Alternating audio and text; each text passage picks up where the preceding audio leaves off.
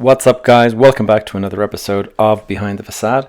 In today's episode, I am going to be covering the horror story that is Evergrande. And the reason I'm doing that, of course, is that it is Halloween, and I've just spent the afternoon with my kids and we did some trick-or-treating. And I thought, wow, what an appropriate story to go into. And that would be to cover all of that stuff that's going on in China at the moment that is threatening to pull down the entire Chinese property market and perhaps the wider financial system. And the big question on everyone's mind is, will this have a knock-on impact on our local markets, whether we're listening in from Ireland or the UK or the US or wherever in the world you happen to be listening in from. So today I'm going to be doing a deep dive into the company Evergrande and its founder to give you just a little bit of more context on what is going on when you're hearing it in the news. Now, why should you care? Well, a lot of people currently speculating that this could be China's Lehman moment. And by that, of course, they are referring to the 2008 collapse of Lehman Brothers, which triggered the global financial crisis. And the big question, I guess, is, will it happen again? Well, I guess you're just going to have to stay tuned as I dive into the episode.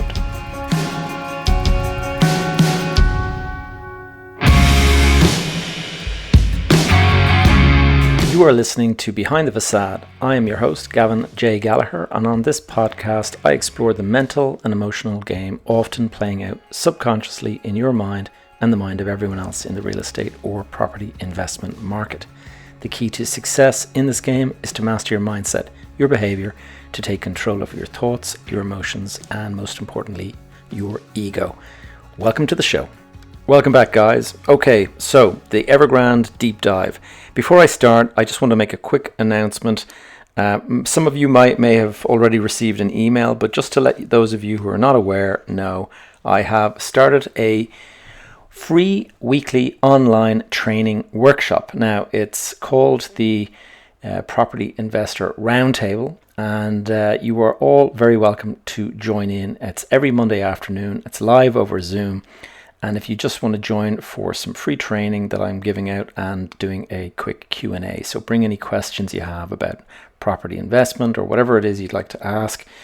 And if you cannot join the call, well, the live call that is, you can easily catch up on the video, which will be available in my Facebook group Behind the Facade community. So if you want more details on that free training workshop, if you want to kind of register to actually join the call, you'll find details on my website.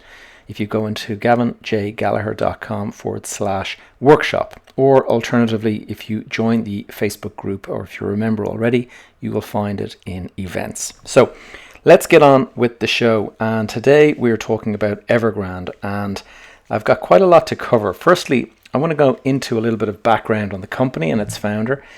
Then I'm going to be doing a little bit on its role in the Chinese market and the wider Chinese economy before going into sort of, I guess, what's happened in recent times, what's caused all of the problems that they're now facing.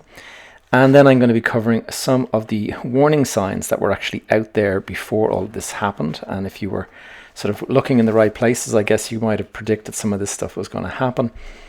And then finally, I'm going to cover the latest news and events as they try to rescue the company. And the big question is, will there be a risk of contagion, and will the issues and the problems that they're suffering, will that spread throughout the global economy? It's kind of hard to tell, but I'm going to give you my view on it. Now, first of all, I'm going to turn the clock back a couple of decades.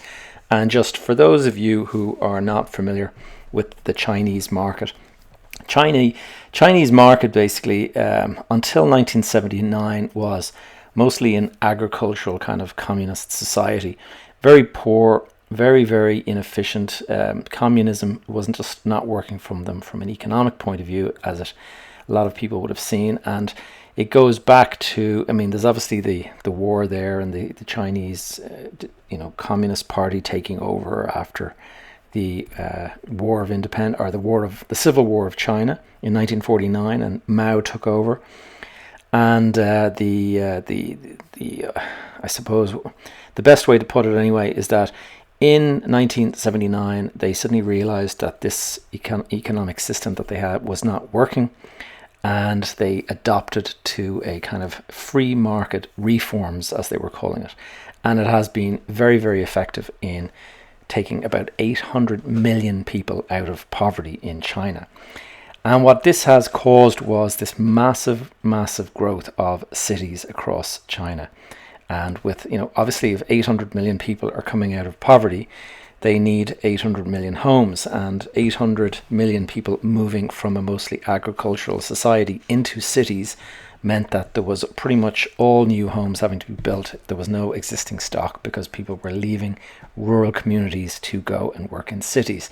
So what better business to be in than in a situation like that than to be in a real estate business, because 800 million people looking for places to live is going to be a lot of houses, units and apartment buildings and stuff needing to get built. So around about this same time, there was the founder of Evergrande. His name is Xu Jiayin, or I've actually seen it pronounced Hoi Kaiyan, so I don't know whether that's Cantonese or Mandarin or whatever it is, but he is the founder of Evergrande, and the guy today is in or around his 60, I think he's 63 years of age. And he basically went on to, he came from total poverty. I mean, he was one of those people living in the sort of rural communities. He came from a family, like basically a farmer, and his mother, when he was 8 months old, his mother died from, I think it was sepsis or something, some sort of pretty easily treated thing, but they just didn't have any money at all. And so his mother died from something that was probably wouldn't have been too difficult to treat had they had money. And anyway, he was born in 1958. Today he is 63 years of age. And around about his 20th birthday or 21st birthday was the time when this 1979 reforms in the market took place. And so he was there, very smart guy. Now, by all accounts, he did his, in 1978, just a year before the market reforms came in, he sat his, they call it the Gao Cow, which is the effectively the same as the A-levels in the UK or the Leaving Certificate here in Ireland. And out of 10 million students that did it that year, he placed number 3 in 10 million people. So we're talking about a pretty bright guy. And he graduated and started working as an employee in a firm. I can't remember what kind of firm it was, but very, very hard-working guy, super hard-driven, and promoted quite quickly, moved up through the ranks of the organization. But like so many entrepreneurs, he kind of bristled at some of the issues that he was seeing. So he went off and helped them develop the company that he was working for. He helped them do a big property development project in some part of China, and he made them a total profit of $31 million. And for your employer to make $31 million off of your hard work, it's not unreasonable to turn around and say, can I have a piece of the pie? Because at the time his salary was $5,000 or the equivalent of, and he just made them 31 million. So it wouldn't be too much to ask for a little bit of a pay rise. And what did they do? They said no. And like so many interesting sort of entrepreneurs' stories, that's how they start out. They recognize that's just simply not fair. They want a piece of the action. They weren't getting it, so off they go and start their own firm. So in 1997, he started his own firm, Evergrande. He was 39 years of age. So anyone who is in their kind of 20s and they're thinking that they need to make moves and get moving quicker, he was 39 years of age when he began the company for the very first time. And so it just gives you some hope that it's not too late to be starting at the age of 39. Now, he was setting off against much, much bigger, much, much wealthier developers. Competition was absolutely brutal. But because basically, and this is the same that everyone faces, is that you're out there, you're looking for land opportunities to develop, And the same piece of land that you're looking at is the same piece of land that these other guys with much, much deeper pockets are looking at. So you've got to be very aggressive. You've got to move quickly. You've got to be good at what you do.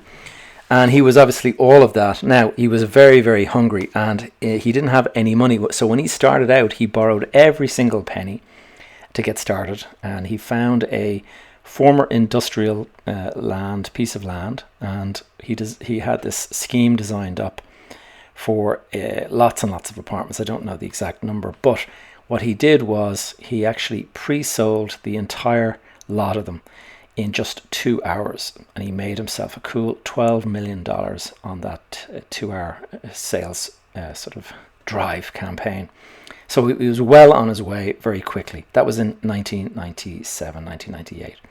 So after 9 years of rapid expansion, up to around about the year 2006, by that stage, the company had amassed assets of 1.2 billion, and he had debt of about $1 billion. So company was worth in or around $200 million after 10 years or 9 years of hard work. And he decided at that point in time that it was time to develop the company bigger, make it, instead of sort of focusing on the local area that he wanted to go national with the company. And he had this target in his mind of growing Evergrande across the Chinese nation, and to make it basically 20 times larger than its current size in just 3 years. So by 2009, that was his plan. Now, along the way, got a little bit interrupted because 2008 came along. Now, China was not impacted as badly as the rest of the world when the crash came, but it did interrupt his plans, and he had initially thought about listing on the stock exchange. That was knocked on the head at the time, and so he had to go to some private people and borrow money. But he did manage to do it, and his modus operandi was pretty much the same as that very first deal. You find cheap land, you build apartments as cheaply as possible, pre-sell them all, and then you take the profits from that campaign and you pay down. Instead of paying down debt, you just keep buying more land to continue growing bigger and bigger and bigger. And he had a strategy, a slogan that he went by, and he used to, it's obviously a Chinese word, but it means quite literally 3 highs and 1 low. And what he means by that is high debt, high leverage, high turnover, low cost. And the strategy, now to be fair, he's done very well for himself. So the strategy was working very, very well for many, many years. And in 2009, Evergrande went public on the Hong Kong Stock Exchange, and the value jumped in that period. And as I mentioned, 2006, it was worth $1 billion, and his value of his shares or the company was worth about 200 million when you take off the debt. In 2009, when the market when they went on the market, the value of the business shot up 34% in the first day of trading, and it was worth $10 billion by the end of the day. And Shu's personal stake in the company was 68%. So straight away, the guy was now worth 6.8 billion. So certainly worked for him, and he was well on his way to being a billionaire player in the Chinese property market. Now, it does appear, to me anyway, that this newfound wealth triggered, well, it certainly appears to have triggered this ego-driven buying spree. And it's something very, very similar to what Donald Trump did back in the 80s when he did a couple of very, very successful moves and started making lots of money. And he just went bonkers and started buying up everything everywhere. And that's where all of his problems created. And it's not dissimilar here because Shu went off and bought a football club, followed by he launched a bottled spring water company. He bought a plastic surgery and health company. He bought into tourism, finance, and even the automobile industry. And the company grew over the next 5 years after 2009. It grew to over 100 billion in assets and debt. And it was around about this time that he changed his strategy. He decided that the 3 highs, 1 low was going to be flipped on its head, and the new strategy was 3 lows, 1 high. So It was now to be low debt, low leverage, low cost, but high turnover. Now, in spite of the fact that his new slogan was low debt, low leverage, the very same year that this new slogan came into force, the debt in the company went from 82 billion to 113 billion. So you can see how the model works. It's basically just keep buying property, keep on developing property, but no, don't pay down any debt. Just keep on buying more land with the profits, and it continues to grow your business bigger and bigger and bigger, but so does your debt. And it's it's working fine while the market is rising, but as soon as you head into any kind of a headwind or any kind of a problem in the market, that's when you come a cropper, and it can go very badly wrong for you. Now, in the middle of all this, I mentioned all those different companies, those different industries that he was getting into. In 2018, Evergrande entered the tech sector, and in particular the electric vehicle sector, and they launched a brand called Hengqi. Now, just to give you an idea of the growth rates in China in the stock market and stuff like that, within 2 years of this company being established, in June 2020, so it's just a little over a year ago, the value of the company went from 10 billion to, get this, 90 billion by April of this year. So it rose by 80 billion US dollars. Now, this is all the actual Chinese currency is the RMB, but in this particular case, I'm converting everything to US dollars. So from June 2020 through till April 2021, the company rose in value from 10 billion to 90 billion. Now, something that's, just to give you an idea around the speculation and all that stuff that's going on, a value of 90 billion made this company substantially more than the value of Ford Motor Car, the motor company. And yet it had not sold a single car. It was just all kind of a concept. And so eventually people kind of figured out that this was massively overvalued, and the stock has since crashed back, and it is now 95% less than what it was. So it's fallen right back down. And now that is not the only problem that they are dealing with. Around about 2020, everything started to kind of go badly wrong for them. Although rising from 10 billion to 90 billion, they would be forgiven for thinking that their problems were all about to be solved. The reality is that it was around about this time that the Chinese financial authorities started to recognize that there's some major risks in the economy, and it is because it is highly leveraged, and they just thought that this whole reliance on debt and the fact that everybody everywhere is borrowing money, the people are borrowing money to buy the apartments, the companies that are building them are borrowing all this money, they considered it to be what they called a systemic risk. And so they introduced these new rules that were aimed at basically taking the leverage out of the market and just to get it into a much more stable situation. The problem is when you introduce these things after years of not having these rules in place. So what they did was they brought in the 3 red lines in August of 2020, so just over a year ago. And the 3 red lines are, line number 1 is a debt to asset ratio. And what they put in was that there was going to be a ceiling of 70%. So your debt could never go above 70% of your assets. The number 2 red line was that there was going to be a debt to equity ratio capped at 100%. So you could not have debt that was greater than the equity of the company.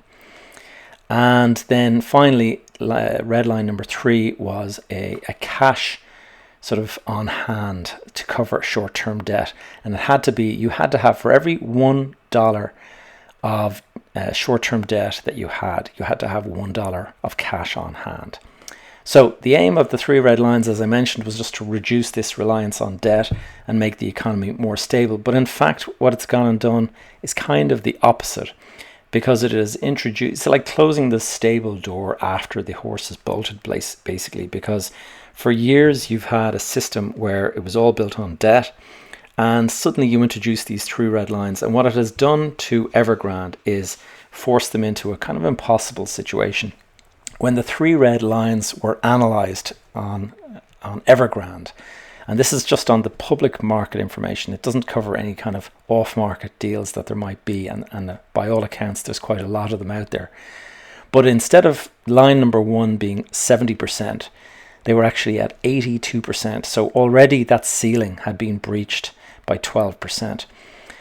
Line number 2 was massively over. The 100% ratio of debt to equity, they were actually at 199% at that point. And then the third line, and that was $1 for every $1 of debt.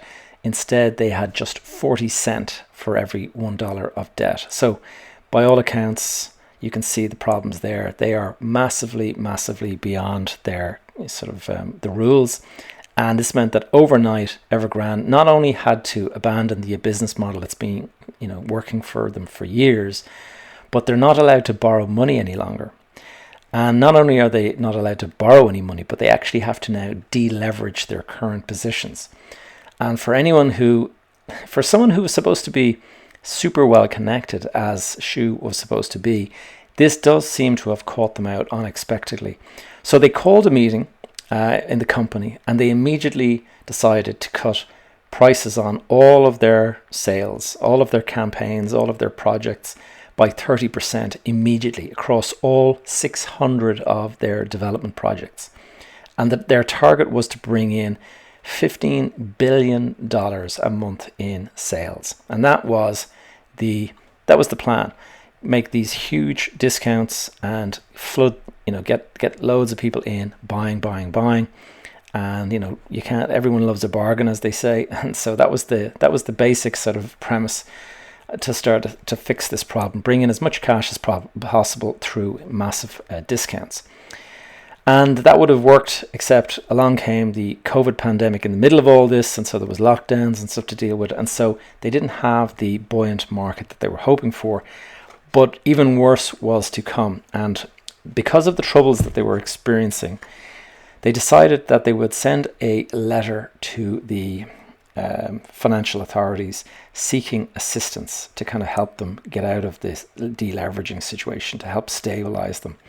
But somebody who obviously wasn't too friendly with them leaked this letter to the media. Now, Evergrande has since claimed that the letter is a forgery and that they never sent it and blah, blah, blah. But the market did not believe that. And the letter requesting assistance for restructuring triggered as soon as it was made public, it triggered a 68% fall in the stock market value of Evergrande. So let's just recap here. In 2020, the Evergrande balance sheet says that it is worth $300 billion in assets and it has $300 billion in debt. And all of the assets are mostly sort of tied up in land, which the only way you'll profit from is by taking on more debt to actually build the buildings that has to go on the land. And so you can see how the trouble is starting to brew. Now I'm going to stop here for a moment because there were warning signs prior to these events. And this is some interesting sort of just a little bit of trivia around this. And way back in 2012, so not long after they had actually gone public, a chap called Andrew left. And Andrew worked for a company called Citron Research. And they were sort of based, I think, in the Hong Kong market. And he wrote an article that accused Evergrande of all sorts of financial shenanigans. And he said that their financing style was basically a big Ponzi scheme. And so he called them out. And they were a research firm. It was their job to highlight these kind of situations. But what happened? Well, what would you expect happens when you take on a well-connected billionaire Chinese property guy in his home market? Perhaps not the wisest move. The Hong Kong financial regulators launched an immediate investigation, not into Evergrande, but into Citron Research. And they found the company guilty of reckless speculation, and they banned them from being involved in the market for 5 years. And I think I've read somewhere that Andrew, the guy who wrote the report, had no idea how well connected this guy was and how the retribution for what they did was going to play out. So he wishes he had never done it. But interestingly enough, a couple of years later, another company called GMT Research, they wrote an article, and what they were doing actually was not targeting directly Evergrande, but they were targeting PricewaterhouseCoopers, Evergrande's auditors. And they basically accused the auditors of being asleep at the wheel. Because what GMT had gone out and done was they visited 40 of the 600 projects that Evergrande had ongoing. And in the process of doing that, they concluded that there was massive write-downs that should be taking place. And they estimated that there was like something like 23 billion worth of write-downs that should take place. Now, in and around this time, the equity in Evergrande was actually only around 7 billion. So this 23 billion write-down was equivalent to about 3 times the total equity that there was in the stock market. So it was a big issue. And this is actually, from what I've been reading and in researching for this podcast, this is actually a problem that's taking place all over China. And this is one of the reasons why I worry about the Chinese market and the potential for the entire market to kind of collapse, is that failed projects and any kind of losses are simply not acknowledged or ever written down.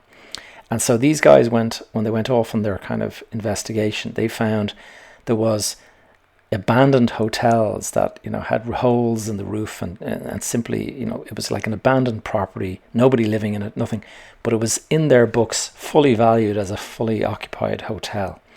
They also found that there was like 500,000 car parking spaces were being put in the books at full value, when in fact they were just sitting there not collecting any revenue. And they were acting as if they had 500,000, a car park business worth 500,000, but in fact it was just spaces that were associated with apartments that were just sitting there, and so they were kind of double accounting for them or whatever. So a lot of falsification as far as these guys were concerned, and they were basically calling out Pricewaterhouse for saying, you guys are auditing these guys, and yet you haven't raised any warning signs, you haven't highlighted any of this. And so what was going on? Well, 5 years later, GMT went and put out another report. And so full 5 years has passed. Nobody had a look at Evergrande. Nobody questioned Pricewaterhouse, but they've had a look. And 5 years later, in 2020, there was absolutely no change. But in that 5 year time, the debt had now grown by an additional 200 billion. Now, this is not a unique situation, it has to be said. Back in 2001 in the US, there was a huge energy company. I'm not sure if you guys will all remember this because it's quite a few years back now, 2 decades ago. I remember it quite well. And this company was called Enron. And you can actually, I think there's a documentary on Netflix called The Smartest Guys in the Room, I think it is, and it's all about Enron. But Enron went bankrupt in 2001 with basically zero warning, and they lost 74 billion overnight pretty much. And it led to the actual downfall of the audit firm Arthur Andersen. And Arthur Andersen at the time was one of the world's largest multinational corporations, and they just disappeared overnight because what they were found guilty of was shredding all this evidence that they were supposed to be out there, checking all the, looking in under the hood and checking all the finances, and they basically get too friendly with the management of the company. So Enron, all these guys, they were all best buddies, playing golf together, all that kind of stuff, and so they kind of cover up for each other. And anyway, Enron, out of the blue, gone wallop. And so back to Evergrande, and it's a little bit similar, it seems, because there has been no warnings whatsoever, except for these 2 independent kind of reports where people were kind of calling them out. There has been nothing from PricewaterhouseCoopers. There has just been this clean bill of health that, yeah, everything's perfectly fine. Another year, another set of accounts that have been given the all clear. And not so long ago, it was announced that actually we're going to have some difficulties meeting our obligations. So it seems very quickly it's gone from a situation where everything's perfectly fine to suddenly, oh wait, we actually have some problems here. So it does seem like there has been a bit of obfuscation. And so back to the current situation, Evergrande currently owes 310 billion. Now, they say they have, this year alone, they have over 600 million in interest payments to make. And that is just before the end of 2021. So how are they going to pay all of these? Well, that's what everyone wants to know. The first sign of trouble was not long ago, about a month ago. They had an interest payment on a bond of 83 million. And it was due on a certain date and they missed it. They didn't pay it. And so now the only reason that this didn't cause this major problem straight away is that written in the small print of this particular bond payment was that there was a 30-day grace period. And what they did was they ran out the clock to 29 days and then they paid it. Now, that might seem like, okay, everything's fine, they paid their debt, what's the big deal? But the reality is that to me certainly looks like the classic buying time move, and does suggest that there's an awful lot more trouble in the background. And with 600 million more to pay just this year alone, next year they have 3.5 billion to pay. So it's going to be interesting how this all plays out. Now, another division of Evergrande, they actually have a wealth management division which sells these wealth products, these financial products to customers. And they announced to their customers that due to liquidity problems, they were unable to pay. And instead, what they were doing is they were offering property assets in lieu of cash. So imagine you've gone and you've invested 100,000 into this wealth product. You're getting 12% a year in interest. Sounds like a good deal. Your 100,000 will become 112,000. But instead of getting your 112,000 at the end of the year, they come along and say, hey, why don't you go and take these 3 car parking spaces that are worth 112,000 and just take them instead of cash. So not a particularly good move to make, and not very attractive in the eyes of all of these people. And so this spooked the market. And what it's done is it's made everyone just a little bit nervous of not just the market, not just Evergrande, but the actual overall market. So Evergrande had to recently announce that because of media reports, so it's easy to blame the media rather than themselves, but they said because of media reports that their year-on-year monthly sales have actually fallen by 97%. So all of the millions that they were usually getting every month in sales and pre-sales on their developments, they're actually haven't been able to do any of them. They've only raised 3% of the usual 100%. So instead, this is starting to look like a bit of a disaster for them. And what they've actually got, I understand they have about 1.2 million apartments pre-sold already. And so they actually have to go ahead and build out these apartments in order to satisfy the payments that they've received from all of these investors. And you can see how this is all going. So look, they have billions of debt to pay down. So they thought, look, let's go and sell off some of our larger assets and we'll be able to do this. So they put their property services division on the market for sale. And another property group in China called Hobson, they agreed to buy the Evergrande property services business for $2.5 billion. And since they agreed all the terms and stuff like that, the deal has fallen through. And it has fallen through. Reports suggest that the reason it's fallen through is because Evergrande wanted it to be basically paid within 7 days, no questions asked. Here's the assets. You're buying this company as you find it, that you're not allowed to look under the hood. You're not allowed to do any due diligence. Just go and buy it. Give us the 2.5 billion. Take what we're giving you, and that's it. No checking under the hood. Now, what do you expect in a situation like that? Hobsons have pulled out of the deal, or what actually happened was Hobsons were saying, this is what we expect. We expect to be able to do due diligence. And Evergrande pulled out of the deal because of those terms. And so it all looks a little bit sort of strange and a little bit shaky. The next thing we have is the Evergrande headquarter building was put up for sale at a price of $1.7 billion. Now, the only issue with that is that the main tenant is who? None other than Evergrande. And so if you are a investor buying $1.7 billion worth of a corporate headquarter building, and the tenant who's selling you the building is currently being speculated as potentially going out of business and collapsing and all that, then your building, your nice shiny new building that you've just bought with your huge tenant that's paying you millions a year in rent, is going to be gone. And so you're going to be sitting looking at an empty office building and probably zero rent. And so that sale has also fallen through. So you can see how these issues are all starting to mount up on Evergrande. Now, the latest news I heard is that the local authorities have been told to, quote, prepare for collapse. And so it's not looking good for Xu. And he, as the founder, apparently the financial authorities have told him that there will be no bailout until he has used his own wealth to actually prop up the company. And so what's happened over the last couple of years, just to kind of go into some of the detail, as the company was growing and growing and growing, it was paying very generous dividends out. And in the last 5 years alone, he has taken more than $5 billion out in dividends. $5 billion in dividends.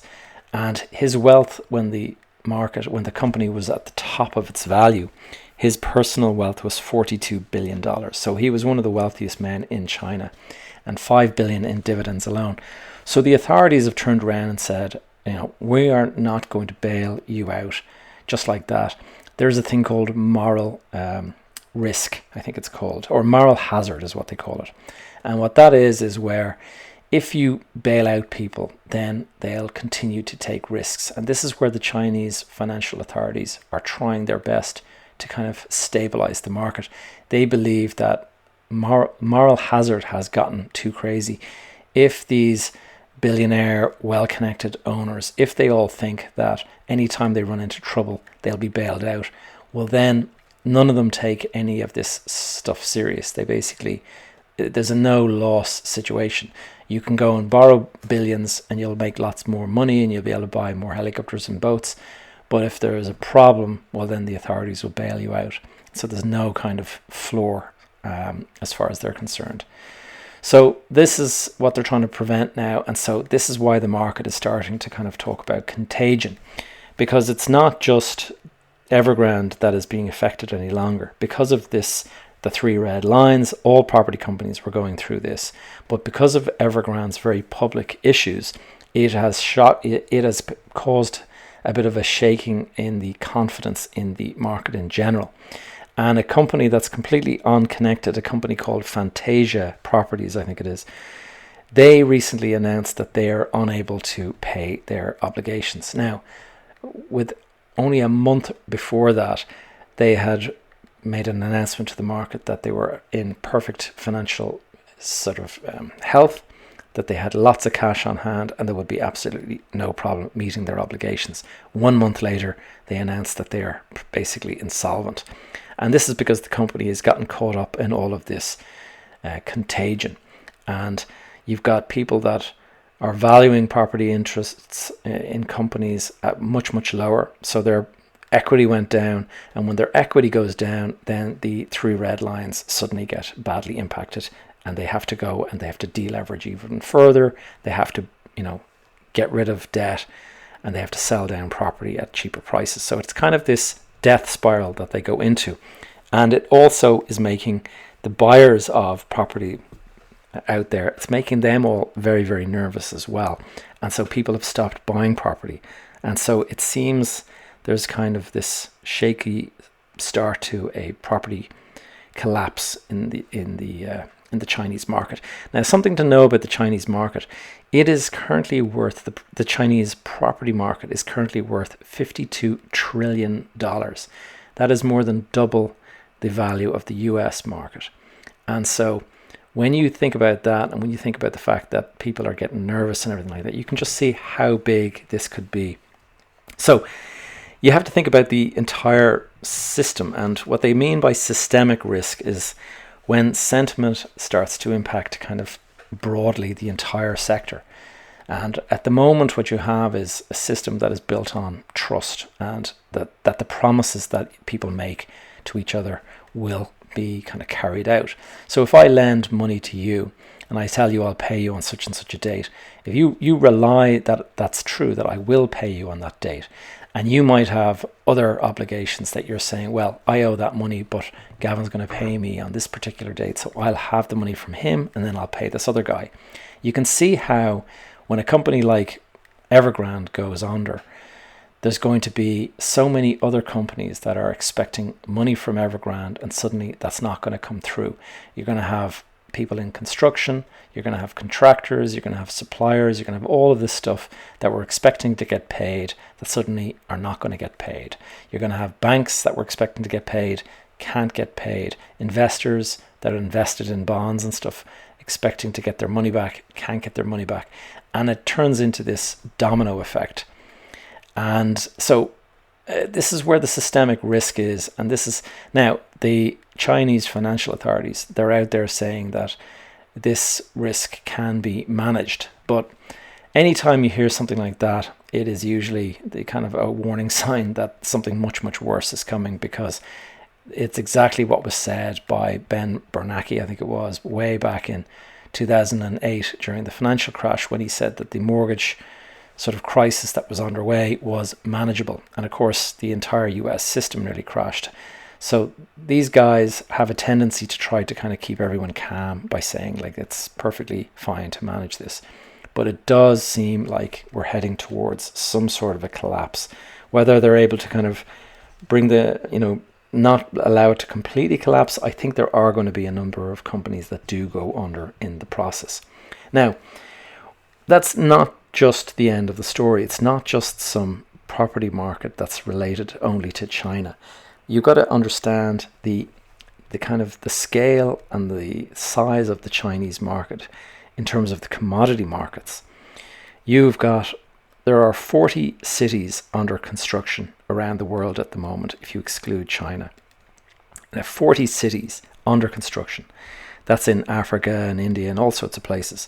Now, when you actually add China to that number, it adds more than 500 cities under construction to that list. So 40 cities being built globally, China alone, 500 cities under construction. The numbers are just staggering. And so you can just see how this is starting to impact on everything. I'll give you another statistic here that just blew my mind when I saw it.